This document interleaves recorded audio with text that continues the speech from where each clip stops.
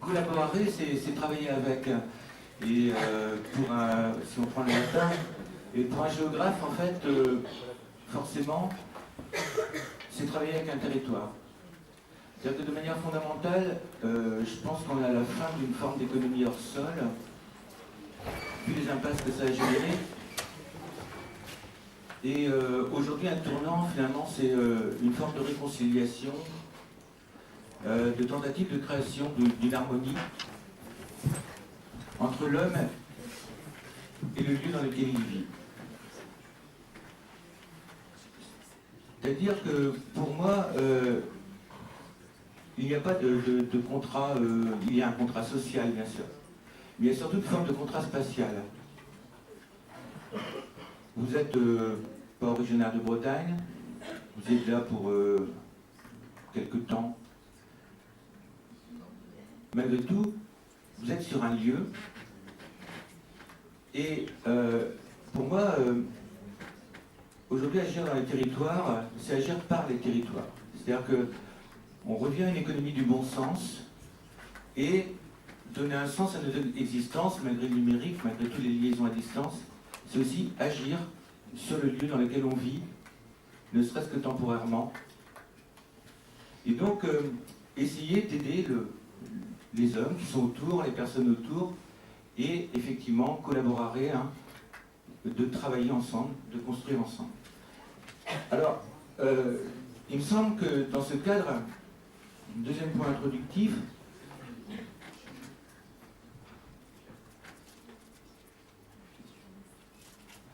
on a à la fin en fait d'un monde pyramidal, descendant. Je pense que le centralisme français touche à sa fin, malgré toute la propagande pour... les problèmes actuels, ils sont très liés à cela, comme l'a montré Yvon Olivier dans la Désunion française, par exemple. La France, c'est le pays indivisible, une identité, qui contre l'ensemble des différences territoriales. On nie les identités du dessus, on nie les identités du dessous. Si on reprend Mirabeau, la France, c'est le couple citoyen-État. Il n'y a rien entre les deux, il n'y a rien au-dessus. Et donc, il y a ce terme redoutable d'intégration. Il faut se désintégrer aussi pour appartenir à la République. Les gens ne peuvent pas, ils sont autre chose. Donc la redécouverte des identités est aussi un levier pour bâtir différemment, tout en sachant qu'enfin, chaque territoire ne peut pas vivre de manière exclusive. Frédéric le rappelait tout à l'heure, c'est crucial. Jared Diamond, par exemple, dans ses travaux, a bien démontré que les deux sources de ruines de civilisation, c'était d'une part la coupure avec la sève de la vie, la coupure avec ce qui portait la vie dans les territoires. Et lui de stigmatiser, par exemple, l'homme de l'île de Pâques qui a coupé le dernier arbre, indispensable à la vie. Deuxième point, c'est s'ouvrir vers les autres. Les sociétés qui sont en autarcie, eh bien en fait, portent des menaces pour la vie même des structures, se sclérosent. D'où ma méfiance aussi pour l'économie circulaire, dont tout le mal part et fait l'apologie. À mon avis, il faut beaucoup plus envisager une spirale, une économie spiralique, qui prend pied sur les territoires, mais s'ouvre aux autres, pour à nouveau la fertiliser. Dans ce cas, je vais faire brièvement un petit diagnostic sur ce qu'est la Bretagne. Ça va être taillé à la sèche, puisque je n'ai pas beaucoup de temps. Et après, envisager, à mon sens, 4 clés d'action sommaires dans lesquelles peut-être vos recherches pourront s'intégrer. Alors, premier point, la Bretagne, c'est quoi? Alors d'abord, ce sont, en reprenant l'expression de Maurice Lelanoux, qui est un géographe un peu oublié, alors qui écrivait beaucoup dans le monde, etc., qui était originaire du Gouello, les Bretons sont des hommes habitants. Ils n'ont pas des citoyens, pas uniquement des citoyens. Ce sont des hommes et des femmes habitants. Et globalement, ce que l'on constate chez les Bretons, sont des choses fondamentales. Globalement, sans stéréotype, en moyenne, ce sont des individualistes. Très majoritaires. Ce qui créera, on va le voir, une gouvernance difficile. Les Bretons sont censés être des individualistes qui rêvent d'une utopie collective. Être ensemble, fédérés, etc. Et c'est lié beaucoup au fait qu'en 1950, la Bretagne vit une situation de misère. 250 000 Bretons sont obligés de partir entre 1946 et 1954. 250 000 Bretons. 1,1 million quittent le pays entre 1832 et 1968. Donc on a une situation dramatique. C'était une polyculture agro-familiale, chacun vivait du sol, de la terre, ce qui explique d'ailleurs ce goût pour la propriété. Il y a 18% de propriétaires de plus en Bretagne qu'en France. Et en même temps, les personnes attachées à leur lieu, sortant d'une situation de misère, en 1950, la moitié des fermes n'a pas d'électricité, 90% n'a pas l'eau courante. 1950. C'est une situation lamentable en Bretagne. Les routes sont défoncées, etc. Enfin, c'est vraiment très, très délicat. Et en même temps, ces gens-là,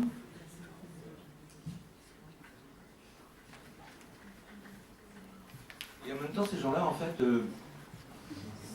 S'il vous plaît, je pense que vous devriez avoir un peu plus d'écoute pour l'intervenant. C'est un gros effort pour lui de parler devant 80 personnes. Il a préparé un topo pour mettre en perspective justement l'histoire de la Bretagne par rapport à son devenir. Et je pense que la moindre des choses, c'est d'écouter. Je suis désolé de couper l'intervenant pour vous rappeler l'essentiel du bien vivre ensemble. Et donc, globalement, les personnes ici, ils sont individualistes, mais ils sont attachés à plusieurs territoires. C'est une particularité bretonne très bien exprimée en breton par l'expression Arvro, le pays. Hein, les gens, ils parlent souvent de la Bretagne comme d'un pays. Mais en fait, le terme de breton en pays, alors il est déjà, le pays c'est féminin en breton, hein, c'est la pays. Et globalement, le terme de breton il est polysémique. Le pays, c'est à la fois le Clou, le Land, c'est à la fois le Trégor, le Ventais, le Pays de Rennes, c'est à la fois la région, c'est à la fois la France. Quand on demande aux Français et d'autres territoires, quand on demande aux Bretons, en fait, quel est leur niveau d'appartenance, ils disent 88% la Bretagne, 83% la France, et ils votent majoritairement pour l'Europe, pour l'instant, beaucoup plus que le reste des Français.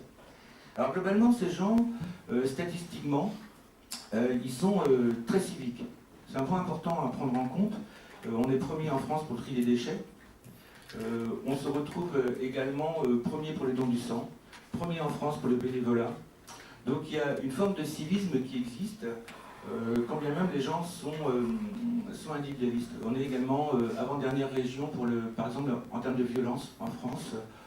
Les cambriolages par exemple sont relativement faibles, même s'ils augmentent, alors que l'habitat dispersé, c'est a priori plus facile de le faire. Deuxième point un peu pour le cadrage breton, ce sont les enjeux de gouvernance pour effectivement la collaboration et l'innovation. Le fait que ces derniers soient individualistes rend les opérations de gouvernance et participative extrêmement délicates. C'est pas facile d'associer les gens ici. Il y a un culte un peu de fédérer en Bretagne. Hein. Tout le monde veut fédérer les autres, parce que justement il y a cette utopie bretonne, cette volonté enfin d'avancer de manière collective.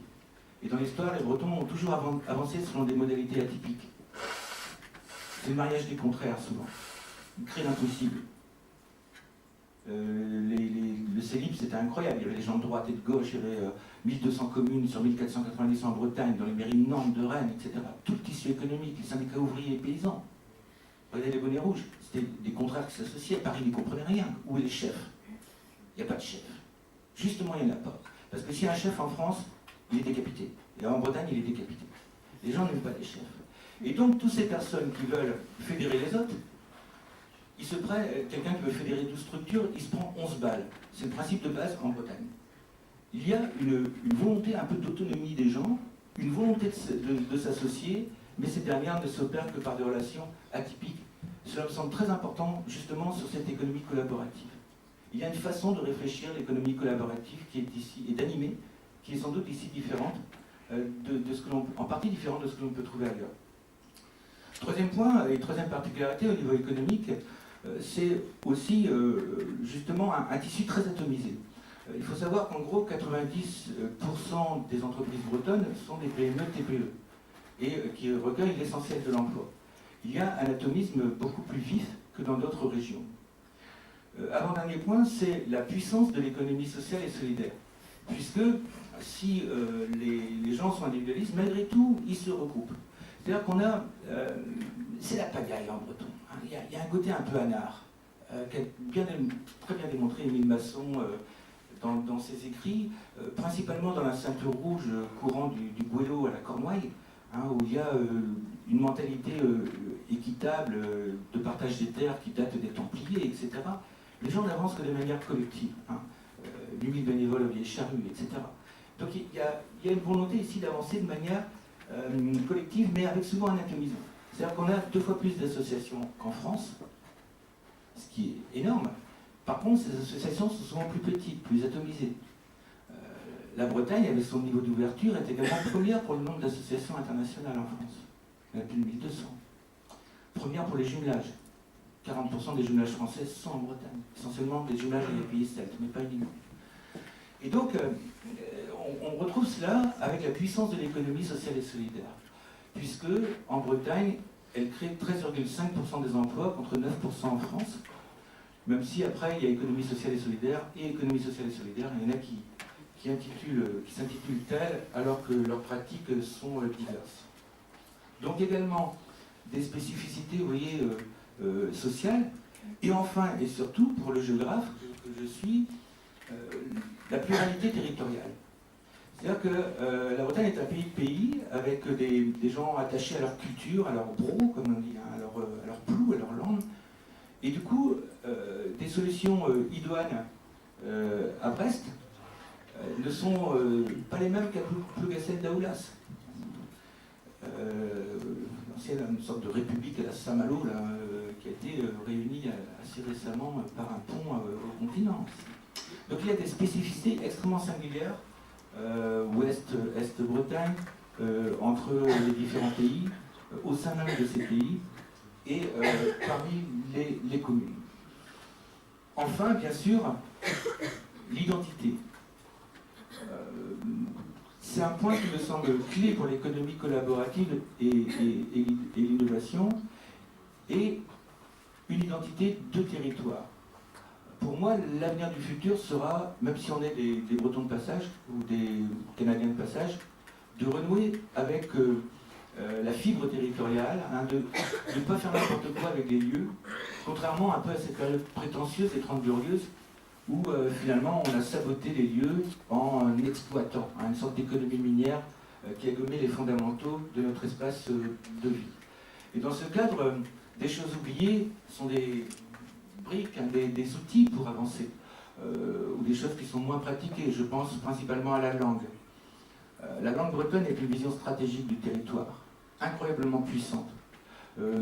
Michael Madec montrait que dans tout le Léon, chaque rocher avait un nom pour une pêche plus efficace.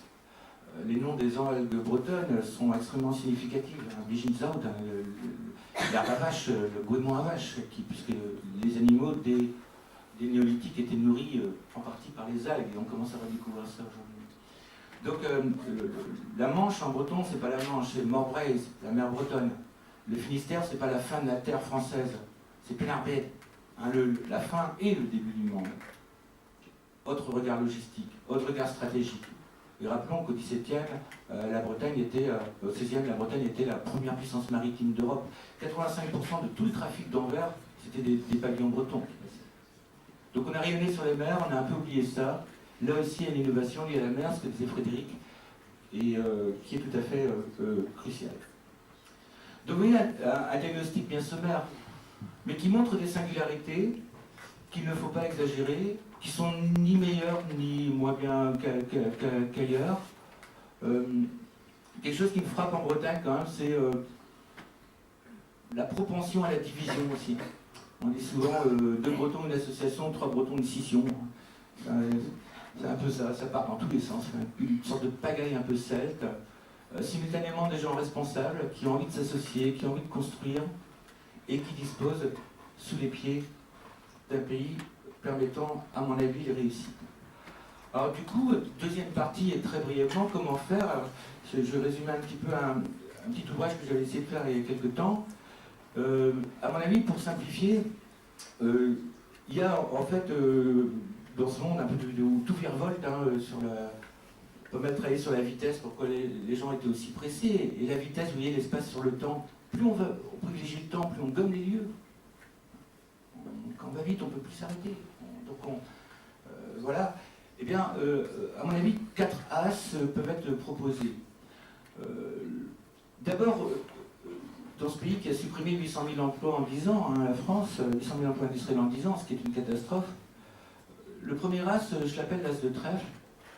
C'est une approche beaucoup plus modeste que des grands plans stratégiques, que ces visions descendantes.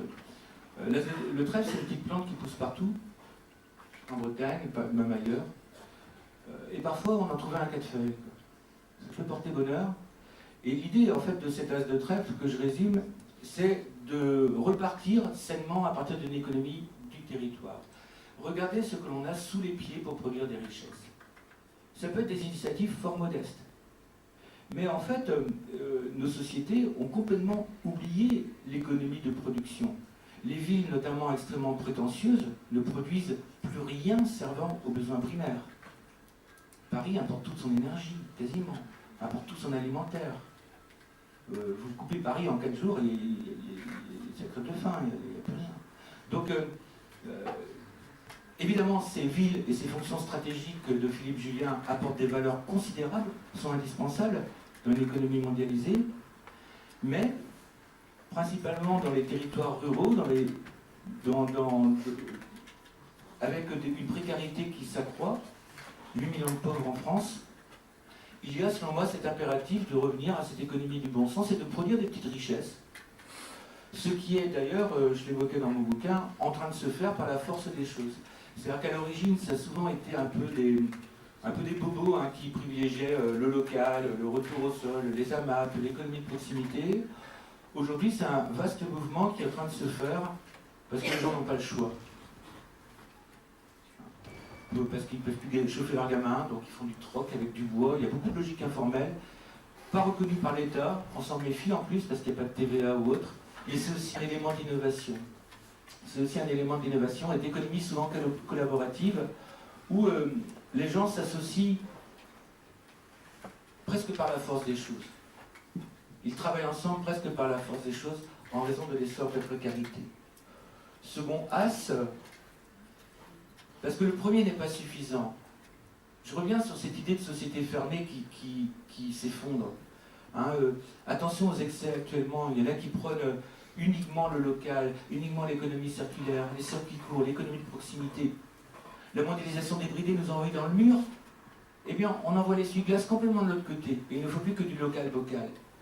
C'est tout aussi dangereux et réactionnaire. Donc le second as, c'est l'as de carreau. Le carreau permet de regarder l'extérieur. Il faut s'ouvrir sur les autres. Les Bretons n'ont pas vocation à tout inventer, même s'ils sont bien formés. Il faut s'inspirer de ce qui se fait partout. Et après, et j'insiste sur ce point qui est pour moi fondamental, sans copier-coller. Essayer de prendre des éléments structurants qu'on a pu trouver ailleurs pour essayer de les réadapter à la personnalité du lieu dans lequel on vit. Et donc il y a cette espèce de mariage local-global, qu'on qualifie parfois de glocal, où il faut s'inspirer des autres, mais après surtout ne pas dupliquer, rechercher des solutions adaptées qui seront d'autant plus performantes qu'elles sont associées à la personnalité et à la singularité des lieux. Donc le carreau, vous voyez, c'est s'inspirer de choses pour créer des filières. C'est-à-dire le carreau, c'est aussi être vu de l'extérieur. Et Frédéric l'a évoqué, pour moi, il y a des filières fondamentales en Bretagne qui sont à développer. L'agroalimentaire, l'agriculture, c'est un véritable pilier. Parfois stigmatisé par des gens mal pensants. Ça crée en gros, selon les calculs, un tiers de l'économie bretonne si on prend toutes les activités en amont et en aval. C'est-à-dire de 3% de paysans déclenchent le tiers de l'économie bretonne. Donc attention à ce qu'on raconte. Et il y a énormément d'innovations, contrairement à des idées reçues, dans ces thématiques. La mer, ensuite. Tout ce qui est... je suis en train de faire finir un bouquin sur la mer. L'aménagement du méritoire. J'ai regardé 400 innovations dans le monde, c'est absolument incroyable. Et on est en Bretagne, pour une large part, on a des initiatives de BDI à côté de la plaque. À côté de la plaque, on n'a pas perçu la puissance, le potentiel inouï de cela. Troisième point, l'énergie, puisqu'on importe en Bretagne, chose incroyable, 88% de l'énergie qu'on consomme malgré les projets de la région et sa volonté, on a beaucoup progressé, mais on peut rappeler qu'il y a 2 générations, par la force des choses et avec des besoins moindres, 100% de l'énergie était produite ici parce qu'il n'y avait pas le choix. Et on a oublié ici aussi un peu les fondamentaux en étant dans une économie de la facilité, en important l'énergie plutôt que de la produire, alors qu'on a le vent, on a la houle, on a le bois, on importe 70% du bois en Bretagne, on a tout ici pour produire de l'énergie dans la région. Et enfin les TIC, quatrième as le carreau, hein, puisque évidemment, je ne vais pas développer ça, mais il y a dans le domaine de l'image, les Bretons sont parmi les meilleurs au monde, il y a des savoir-faire d'exception multiples. L'as de carreau, donc troisième point, alors c'est un peu plus singulier, c'est pour moi l'as de pique. L'as de pique c'est quoi?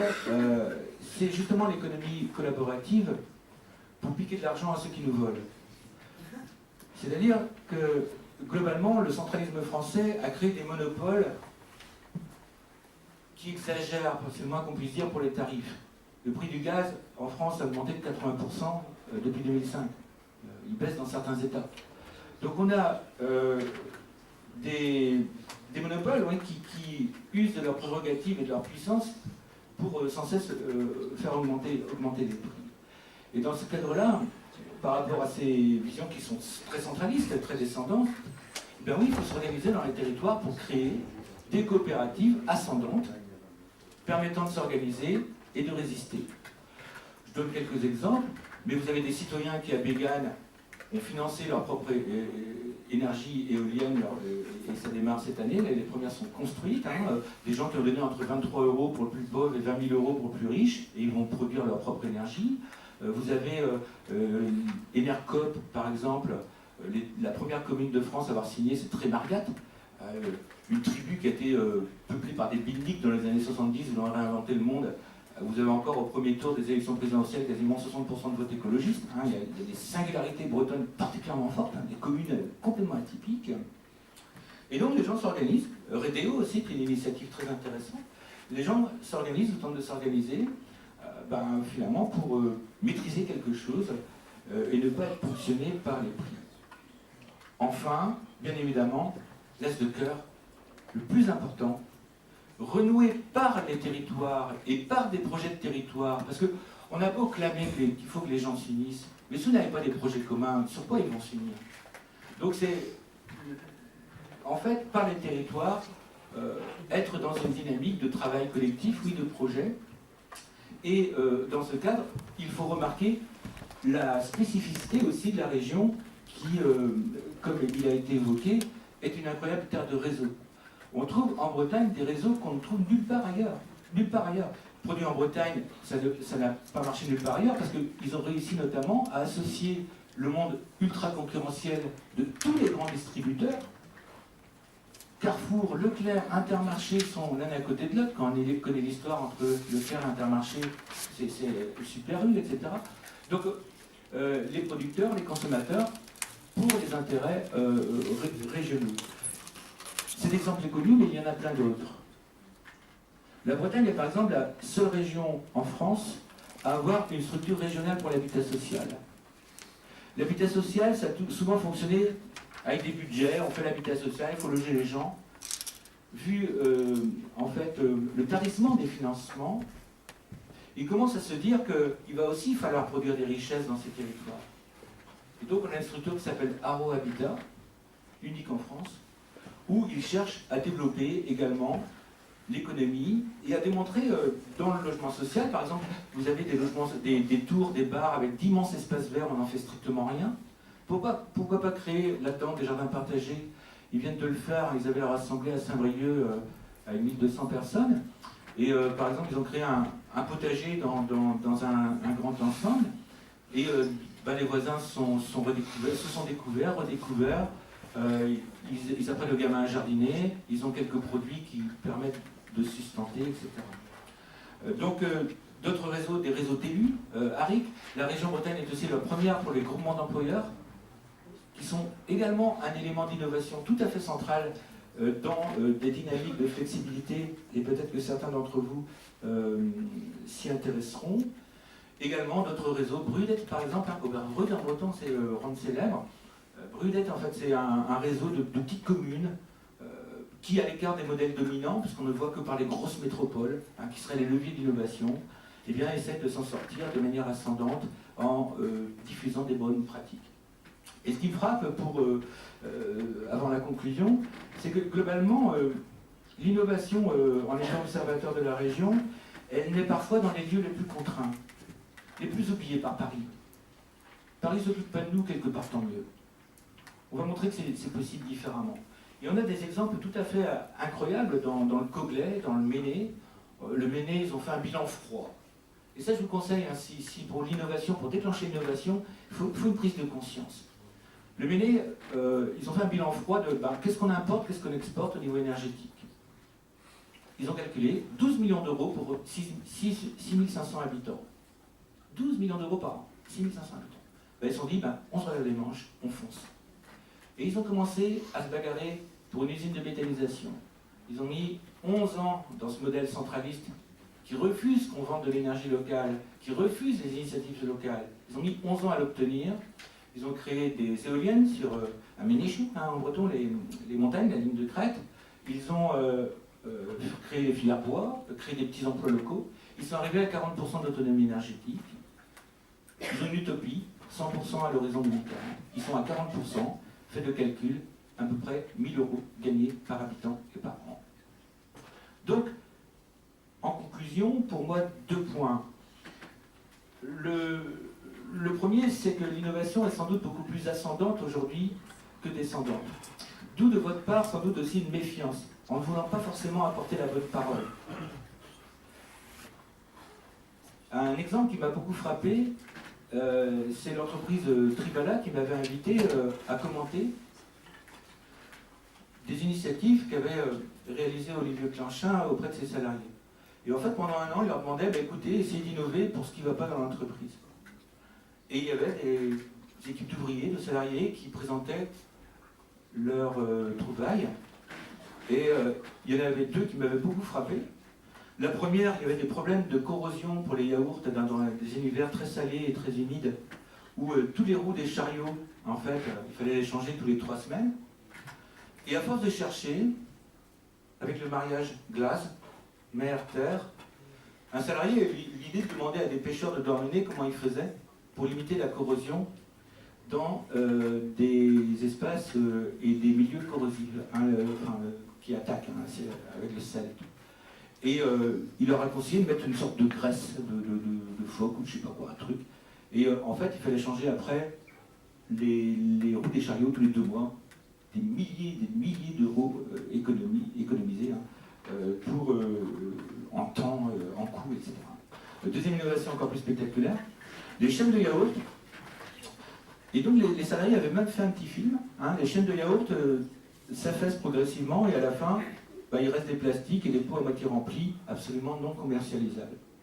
Et en fait, un salarié, l'idée d'en parler à un travailleur porcin à côté, qui a dit moi ça m'intéresse, il a inventé une vis sans fin, d'un côté le plastique, de l'autre côté il récupère des yaourts pour après donner au cochon, tout est bon dans le cochon, et donc une production et une économie là oui circulaire qui évitait d'enfouir les déchets pour un coût assez prohibitif réalisé par une société mayonnaise. Donc d'abord une économie ascendante. Deuxième point, enfin, une conviction, même si les gens sont individualistes, c'est qu'on nous a enseigné depuis qu'on est né la compétition. Il faut être le meilleur, il faut être le premier. Il faut presque parfois abattre les autres. Il y a un côté de compétitivité, là on ne parle que de ça, toujours devant, toujours premier. Or, il me semble qu'aujourd'hui, selon certaines conditions, ce que dit aussi en partie Jérémy Rifkin, mais il y a d'autres auteurs qui en parlent, c'est que l'économie collaborative va être l'économie de la compétition. Contrairement à tout ce qu'on nous a enseigné, et on voit preuve à l'appui des initiatives apparaître, où parce que les gens s'associent, effectivement le 1 plus 1 fait plus que 2, Et on a des logiques gagnant-gagnant, avec, pour conclure ce point-là, c'est que ces dynamiques, elles se font parfois plus par nécessité que par utopie. Malgré tout, pensez au rêve. Il y a 3 choses pour réussir dans cette région, qui est vraiment douée parée de beaucoup de dons pour réussir. Il y en a d'autres ici.